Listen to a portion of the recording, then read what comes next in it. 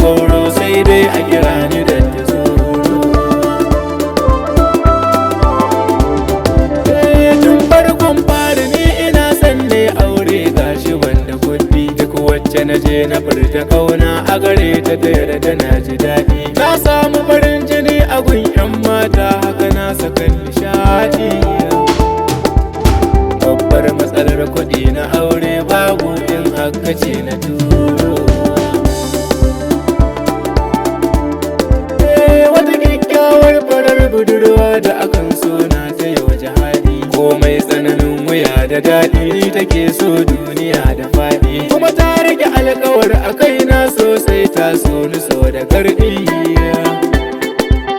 Maganar auren muga ta dab ta mace Allahu ne ya sa matsayina ai ya girma goro sai dai a kira ni da abokai na yi nindina kira na wuce su ce tuzuru. Sai na yi shirin fushi da su sai na tuno dan billa sai da sauro. Ɗakin da nake shiga na kwanta wallahi cikin sama da sauro.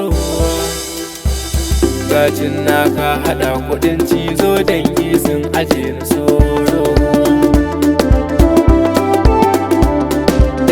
Matan kanne haɗi da yayye sun haɗe kai ba su ban abinci. Yunwa ta hana ni na yi bacci na shige net sai na dinga kunci. Wai sun yakan domin na yau aure ni ma na samu yanci.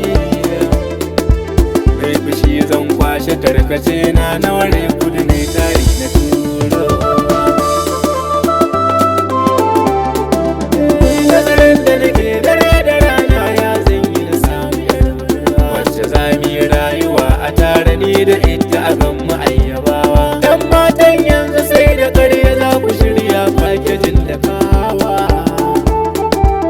Kai ajiyar zuciya na roƙi rabbana a garan kuɗi ya kama. Matsayina ai ya girma goro sai dai a kira ni da a watan azumi a zo ta ƙofar shagona ai ta doka jarka. Wani kunci sai ya lullube ni na